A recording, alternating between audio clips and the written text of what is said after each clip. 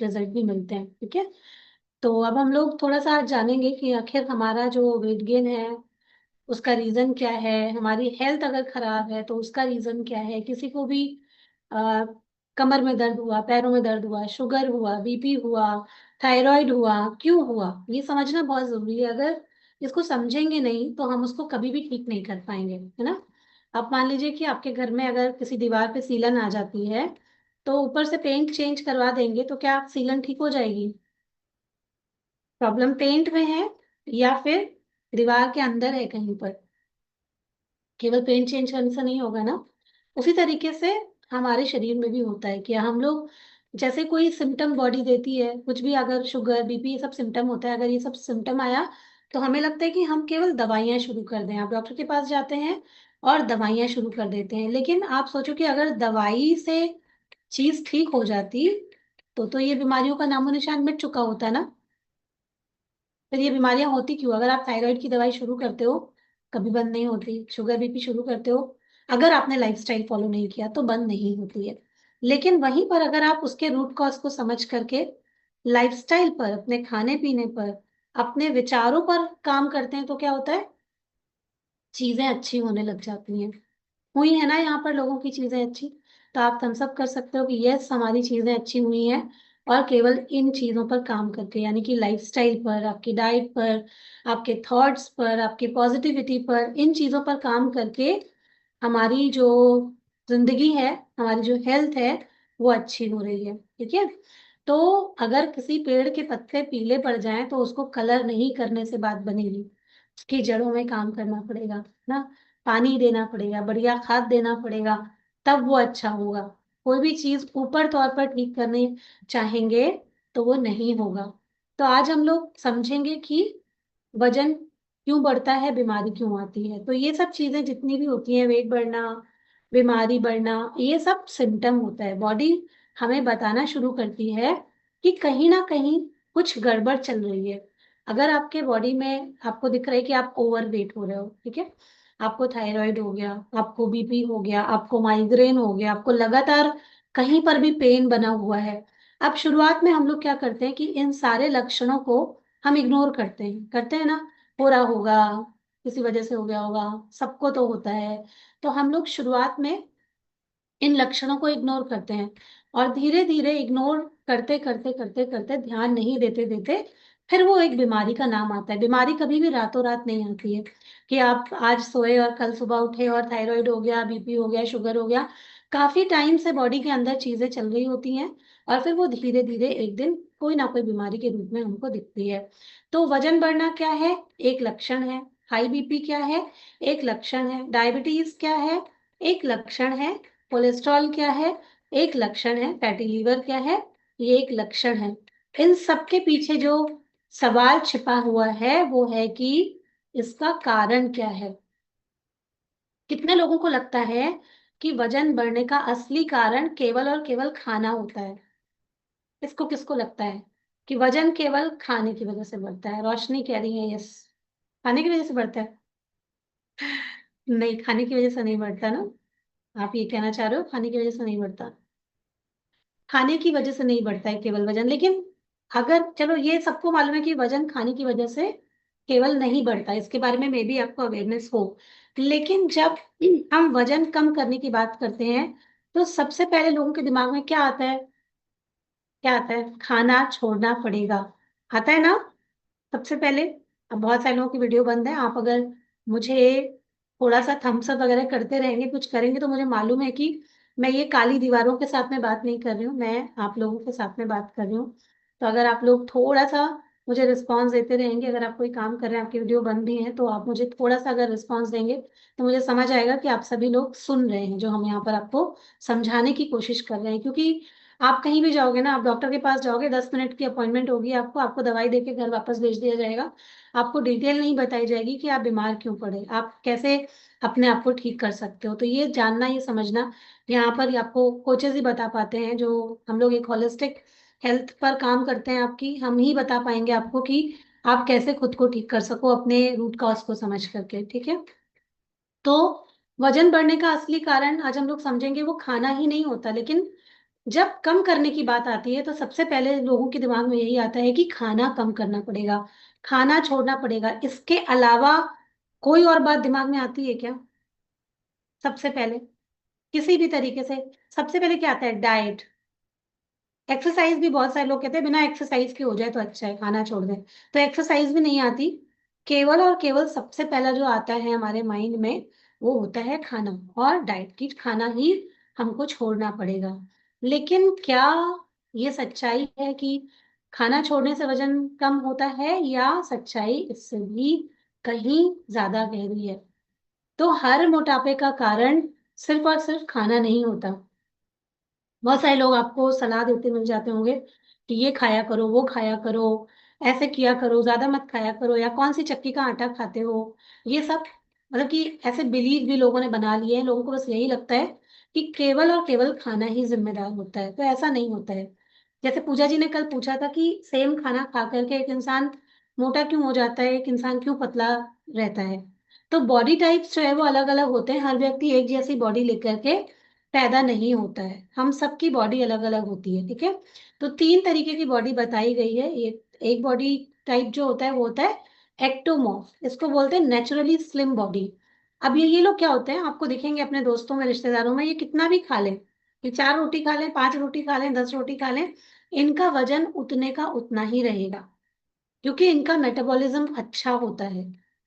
ये ज्यादा खाने पर भी पतले रह सकते हैं, ठीक है। तो इनका बॉडी टाइप भी वैसा होता है, नेचुरली इनकी बॉडी वैसी ही बनी है। दूसरा जो बॉडी टाइप होता है वो होता है मेसोमॉर्फ। ये क्या होता है? एथलीट बॉडी होती है, यानी कि मसल्स इनमें आसानी से बन जाती है। जैसे कई सारे लोग होते हैं ना, बोलते हैं कि जब भी हम वेट लॉस करने की कोशिश करते हैं तो हमारा वेट लॉस होना शुरू हो जाता है, हम कर लेते हैं आसानी से। और ऐसे लोग अपनी ये जो बॉडी टाइप होता है ये मेंटेन भी कर ले जाते हैं अपनी बॉडी को। तो आप लोग रिलेट कर सकते हो, आपकी कौन सी बॉडी है आप रिलेट कर सकते हो, ठीक है। तो ये लोग जो होते हैं इनकी ये संतुलित कर ले जाते हैं अपनी बॉडी को। वजन कंट्रोल करना इनके लिए दूसरों की तुलना में थोड़ा आसान रहता है। थर्ड जो बॉडी होती है, ये शायद यहाँ पर बहुत सारे लोगों की होगी, वो होती है एंडोमॉर्फ। इससे क्या होता है? इसमें वजन जल्दी जल्दी बढ़ता है, सावधानी हटी और दुर्घटना घटी। ऐसा किसके किसके साथ में होता है? मैं भी उन्हीं में से एक हूँ, मेरे साथ भी ये होता है, मेरी बॉडी टाइप भी यही है, ठीक है। यहाँ पर क्या होता है? वजन जल्दी से बढ़ जाता है, फैट बहुत आसानी से स्टोर होता है, और वेट लॉस के लिए बहुत मेहनत करनी पड़ती है। तो ये हमारा कसूर नहीं है कि हम ऐसी बॉडी लेकर पैदा हुए हैं। अब हमें अपनी बॉडी को समझना है कि अगर हमारी बॉडी ही ऐसी है तो हाथ पे हाथ धर के नहीं बैठेंगे। अगर ठीक है हमारी बॉडी ऐसी है तो हम मेहनत करेंगे और ठीक रखेंगे अपने आप को, ठीक है। तो ये बॉडी टाइप्स होते हैं। अब ये बॉडी टाइप्स किसी के भी है, अगर मान लो कि आपकी बॉडी एंडोमॉर्फ है तो आपको क्या करना पड़ेगा? थोड़ा सा अपने ऊपर और ध्यान रखना पड़ेगा। तो इसलिए ऐसा ही होता है कि दो लोग सेम जैसा खाना खाते हैं लेकिन फिर भी उनका वजन, उनका वेट अलग अलग हो सकता है, ठीक है। तो उसके अलावा जो एक चीज आती है जो कि हमारे बॉडी में फैट को स्टोर करती है, या आपको दिखता है कि लोग जो है वो मोटे हो जाते हैं, ओबेसिटी जो आ जाती है, वो है हार्मोनल हेल्थ। अगर हमारे हार्मोन्स ठीक नहीं है ना, आप खाना वाना सब ठीक खाते हो लेकिन किसी रीजन की वजह से स्ट्रेस रहता है, या किसी और भी रीजन की वजह से आपके हार्मोन्स ठीक नहीं है, जैसे पीसीओडी है, पीसीओएस है, आपको थायराइड है, या प्रेगनेंसी के कारण या बाद में बहुत सारे लोगों का वेट बढ़ता है।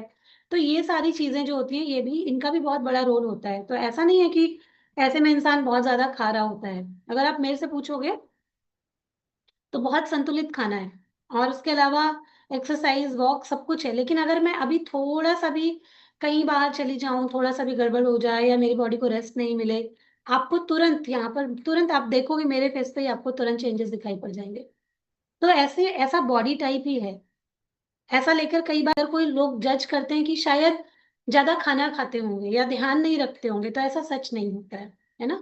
तो जो लोग इस चीज को फील करते होंगे, जिन्होंने अपनी लाइफ में ऐसी कोई चीज देखी होगी, तो आप कहीं ना कहीं इससे रिलेट कर पा रहे होगे कि यस, आपके जो हेल्थ खराब होने का कारण है या आपके वेट गेन का कारण है वो ये भी हो सकता है ना। कहीं ना कहीं आपके इमोशनल, अगर आपको कोई पेन रहा है तो उसकी वजह से भी ये चीजें हो सकती हैं। ठीक है, तो बहुत हॉर्मोन्स का रोल होता है, इंसुलिन रेजिस्टेंस हो सकता है, थायराइड इम्बैलेंस हो सकता है, पीसीओएस हो सकता है, मेनोपॉज का टाइम होता है तो इस टाइम पे आपका वेट लॉस नहीं होता है, बॉडी में कॉर्टिसोल जब बढ़ जाता है, स्ट्रेस हार्मोन, उसकी वजह से भी आपका वेट गेन होने लग जाता है। तो आप लोगों को यहाँ पर ये समझना है कि आपका वेट गेन क्यों हो रहा है, आपको उससे रिलेट करना है। ठीक है, जो कुछ भी मैं भी आप लोगों को बता रही हूँ। फिर इमोशनल वेट भी होता है। कई सारे लोग, जैसे मैंने अभी कहा कि मेरा जो वेट था, जो पहले जो बहुत ज्यादा बड़ा हुआ था, मैं एक टाइम पे 75 kg की थी। उस टाइम पे मुझे लगा कि भाई अब बहुत हो गया, अब ये चीज जो है वो मुझे नहीं कैरी करनी है। मतलब मेरा दिमाग बिल्कुल खराब हो गया था कि अब ये चीज नहीं मुझे करनी है, और मुझे कैसे भी ना करके अपना वेट ठीक करना है। और मेरा जो मेन प्रॉब्लम था वो स्लिप डिस्क का था। तो मुझे था कि मुझे किसी भी तरीके से करके अपनी बीमारियों से बाहर आना है, अपने वेट को मेंटेन करना है और हमेशा हेल्दी रहना है, क्योंकि ऐसी लाइफ मुझे नहीं चाहिए। और एक टाइम पे मैं भगवान को यही बोलती थी कि या तो किसी भी तरीके से आप हेल्थ दे दीजिए या फिर ऊपर बुला लीजिए, मुझे नहीं चाहिए ऐसी जिंदगी। इतने ज्यादा परेशान हो चुके थे। और मेन प्रॉब्लम स्लिप डिस्क का जो मेरा था कि ना बैठा जाता था, ना उठा जाता था, ना ज्यादा देर खड़े हुए जाता था। बहुत सारे प्रॉब्लम्स थे। ऐसे बहुत सारे प्रॉब्लम्स आप लोग भी अपने डेली लाइफ में फेस करते होंगे। तो अपने जीवन की जिम्मेदारी लेनी पड़ती है। मैंने भी सोचा, फिर 16 kg वेट लॉस किया। और उसके साथ साथ मैं, अब तो खैर स्लिप डिस्क पता भी नहीं है कभी था भी, है ना। तो वो कहाँ से आया था, मेरा जो रीजन था वो इमोशनल रीजंस की वजह से आया था, जहां तक मुझे पता है। क्योंकि इमोशंस की वजह से लगातार बहुत सालों तक स्ट्रेस रहा था, उसकी वजह से मेरे साथ में ये प्रॉब्लम हुआ था। तो बहुत सारे लोगों के साथ में ही होता होगा कि स्ट्रेस, एंजाइटी, फियर होता है। बहुत सारे लोगों को रोज डर में जीते हैं, गिल्ट में जीते हैं। फीमेल के साथ ये बड़ा प्रॉब्लम होता है कि बहुत सारे गिल्ट में जीते हैं, अकेलेपन में जीते हैं। और जब ये लगातार आप बहुत वर्षों तक लेकर के अपने साथ चलते रहते हैं तो बॉडी सर्वाइवल मोड में आ जाती है और फैट स्टोर करने लग जाती है। तो तब भी ये मतलब होता है कि आपका, आप खाना नहीं खा रहे हो, खाना खा के वेट नहीं गेन कर रहे हो, आपके वेट के पीछे ये सारे रीजन हैं। तो आपको किसको दूर करना पड़ेगा, क्या आपको खाना छोड़ना पड़ेगा या आपको स्ट्रेस मैनेज करना पड़ेगा, या आपको, अगर आपके अंदर कोई स्ट्रेस है, ट्रॉमा है, पेन है, तो उसको रिलीज करना सीखना पड़ेगा। जब वो सीखोगे तब वेट लॉस होगा। खाना छोड़ के वेट लॉस नहीं होगा।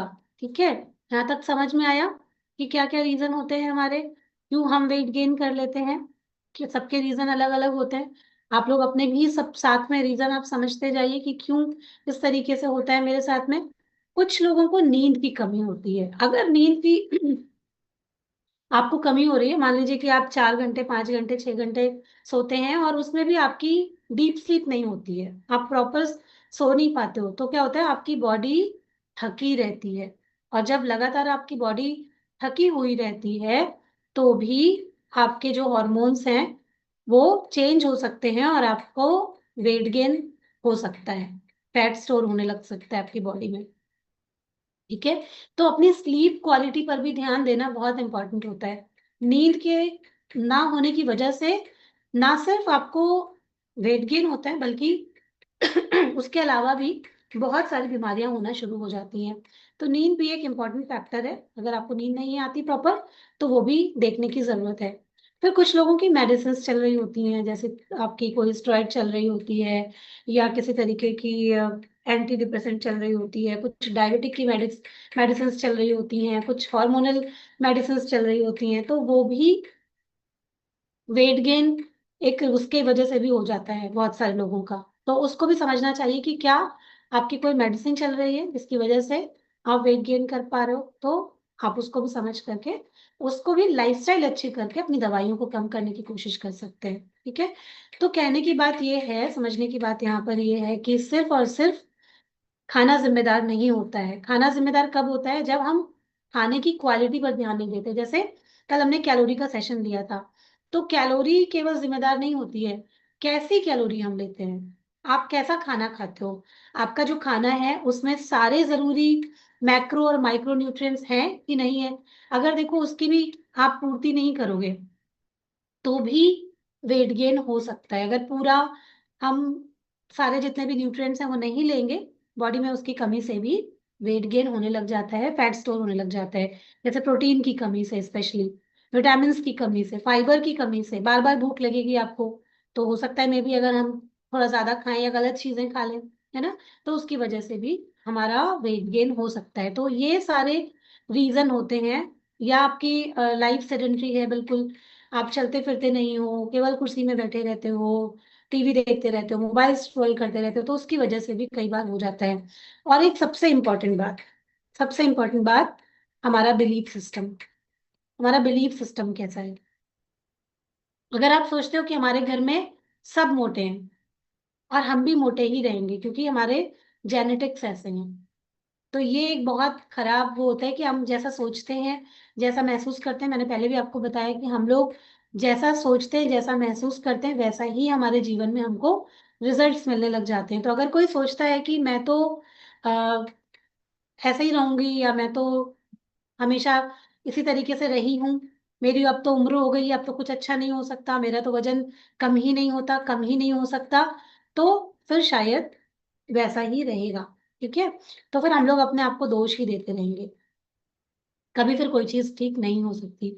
तो अभी क्या करना है, आप लोग इस एक्टिविटी को कर सकते हैं कि अभी आपने कारणों को समझा कि कौन कौन से कारण होते हैं वेट गेन के, तो आपको अपना कारण लिखना है। जो भी आपका कारण है लिखना है, या नोट करना है, जो भी आपका कारण है आपने समझा यहाँ पर, वेट गेन के रीजंस आपके कौन से रीजंस हैं। आपको कोई इमोशनल पेन रहा है, आपकी दवाइयाँ चली हो, आपकी स्लीप प्रॉपर नहीं रही हो, आपने खाने की क्वालिटी पर कभी ध्यान नहीं दिया, पोषण पर कभी ध्यान नहीं दिया, जो भी चीजें हैं, आपकी हार्मोनल हेल्थ है, आप सब कुछ देख लो और उनको दिमाग में या कहीं पे भी नोट करके रख लो, ताकि आप खाने पर नहीं, उन चीजों पर काम कर पाओ जिसने आपको बीमार बनाया है, जिसने आपका वेट गेन कराया है, उन पर काम करेंगे तब बात बनेगी। और ईमानदारी से लिखिएगा, अपने आप को समझ के लिखिएगा, ये मत करिएगा कि नहीं ये चीज नहीं है, बहाने कई सारे लोग बनाते हैं, अपने आप से सच्चाई नहीं बोलते। जब तक हम अपनी बॉडी को समझेंगे नहीं, तब तक प्रॉपर तरीके से उसको ठीक नहीं कर पाएंगे। ठीक है, तो प्लीज मेरी रिक्वेस्ट है, आप लोग अगर अपनी बॉडी के प्रॉब्लम को समझे हो तो उसको नोट भी कीजिएगा, और फिर उससे जो जरूरी चीजें हैं उनको कैसे हील कर सकते हैं, उनके ऊपर काम करने की कोशिश की जाएगी। ठीक है, बीमारी भी इसी तरीके से आती है, बीमारी अचानक नहीं आती। अभी तक आपने वेट गेन को समझा, बीमारी को भी समझ लेते हैं कि बीमारी कुछ कारणों की वजह से आती है। उसमें मेन जो कारण होता है वो होता है शरीर में लगातार अगर सूजन बनी रहे, अगर किसी की बॉडी में लगातार इन्फ्लेमेशन बनी हुई है। इन्फ्लेमेशन किस वजह से आती है? अगर हम लोग लगातार जंक फूड खाते हैं, नींद खराब रहती है, एक्सरसाइज मूवमेंट नहीं रहता है, चीनी या शुगर बहुत ज्यादा खाते हैं, तो ये क्या होता है, ये सारी चीजें होती हैं, ये हमारी बॉडी में इन्फ्लेमेशन को बढ़ाती हैं।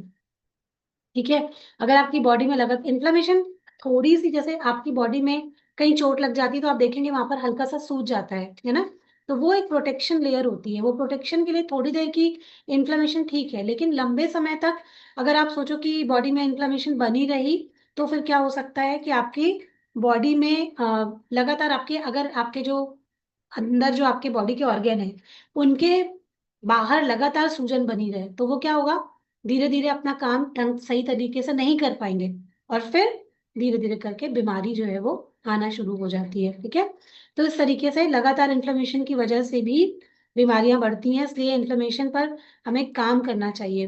फिर आजकल टॉक्सिन्स जो कि हमारे एनवायरनमेंट में है, हमारे खाने से हमको मिल रहे हैं, प्रदूषण से हमको मिल रहे हैं, इनके असर से भी धीरे धीरे करके लोग बीमार होने लग जाते हैं। थर्ड है पोषण की कमी की वजह से, जब हमारे शरीर को जरूरी विटामिन, मिनरल और प्रोटीन, इन सब की जो आवश्यकता होती है, फाइबर की जो आवश्यकता होती है, ये जब नहीं मिलती है तो क्या होता है, धीरे धीरे करके बॉडी में आपकी बीमारी पैदा होने लग जाती है। जैसे बहुत सारे लोगों की हड्डियां खराब हो जाती हैं।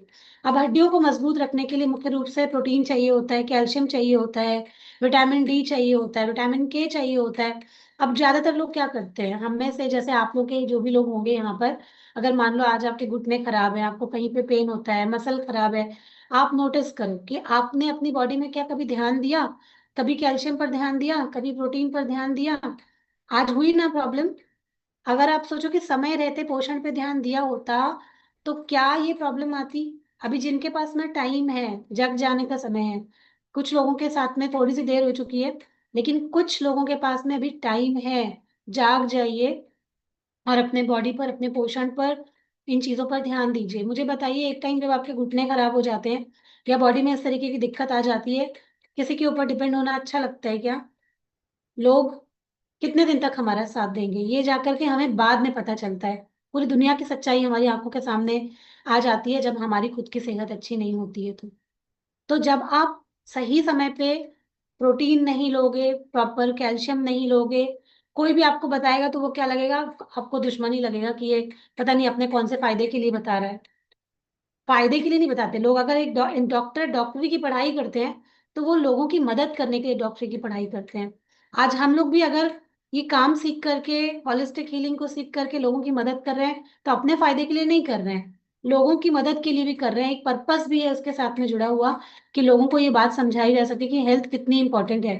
बहुत सारे लोग सोचते हैं अरे ये इसलिए बता रही होंगी क्योंकि इनका फायदा है। ठीक है, वो तो फायदा सबका है, तो वो हर कोई काम कर रहा है। आपके घर में भी बहुत सारे लोग जॉब करते होंगे, बिजनेस करते होंगे, तो सब जीवन के लिए काम करते ही हैं, लेकिन हर काम के पीछे एक पर्पस भी होता है। और यहाँ पर पर्पस बहुत सारे लोगों की मदद करना, उनको समझाना कि वो अपनी हेल्थ कैसे अच्छी रख सकते हैं।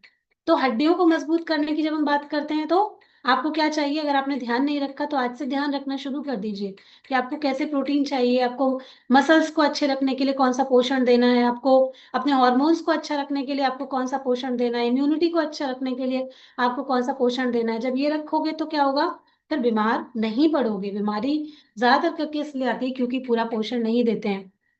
फिर एक कारण होता है इमोशनल पेन, जैसे कि हमने वेट गेन में समझा, वैसे बीमारियों के लिए भी होता है। आजकल ज्यादातर बीमारियां साइकोसोमेटिक होती हैं। साइकोसोमेटिक सुना है आप लोगों ने? जो कि हमारे मन द्वारा हमारे शरीर में क्रिएट हो जाती हैं। अगर कोई लगातार इंसान बहुत समय तक स्ट्रेस में रहता है, आपने सुना है स्ट्रेस की वजह से डायबिटीज हो जाता है, स्ट्रेस की वजह से हॉर्मोन्स खराब हो जाते हैं, स्ट्रेस की वजह से बीपी हो जाता है, स्ट्रेस की वजह से हार्ट रिलेटेड प्रॉब्लम्स आ जाती हैं, सबने सुना है।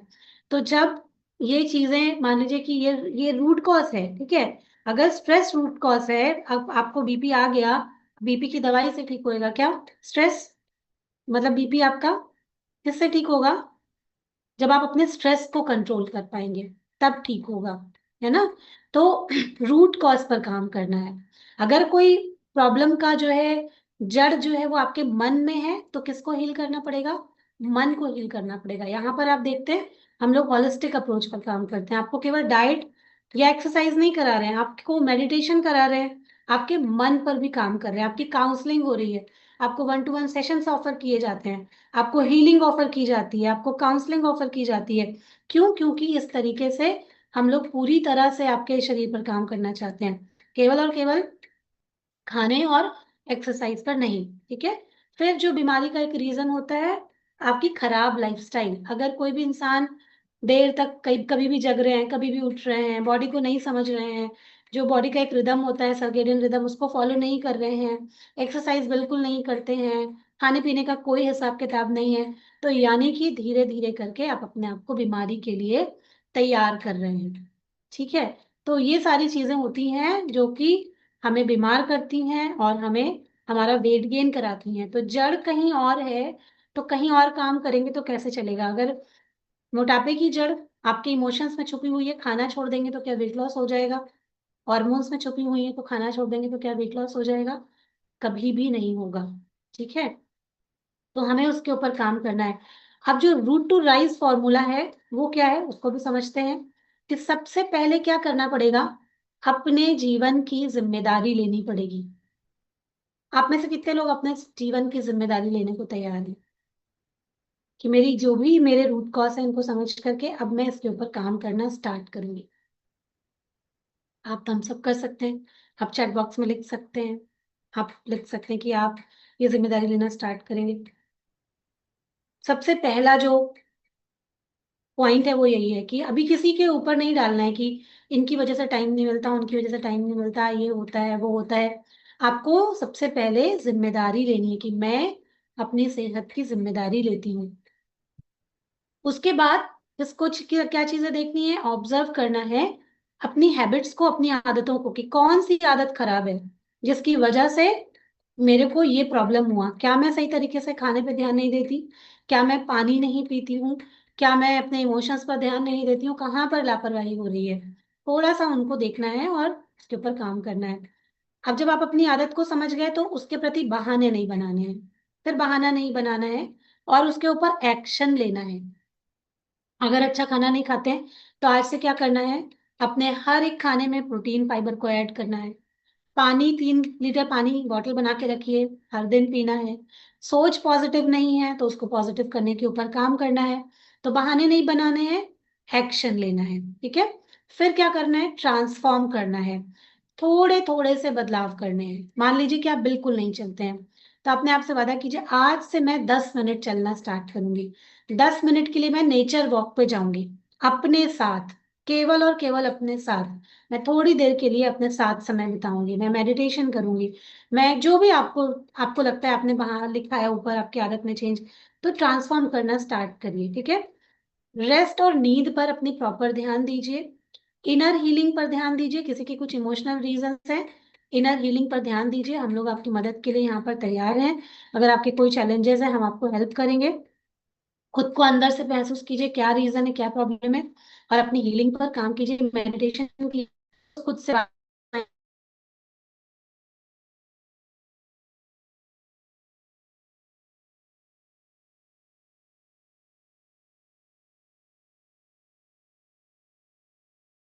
शायद। तो लास्ट पॉइंट सब खैर हमने कंप्लीट कर लिया था। ये सारी चीजें हो गई बातें कि हमें क्या क्या करना है। तो आप सब लोगों को आशा करती हूँ समझ में आया होगा। तो हर मोटापे का कारण खाना नहीं होता है, तो खाना छोड़ना नहीं है, खाने को कैसे खाना है वो हमको पता होना चाहिए।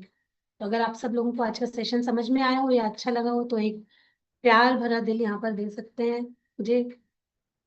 आपके दिल पाकर मैं बाग बाग हो जाऊंगी, प्रसन्न हो जाऊंगी। Okay, thank you so much, thank you.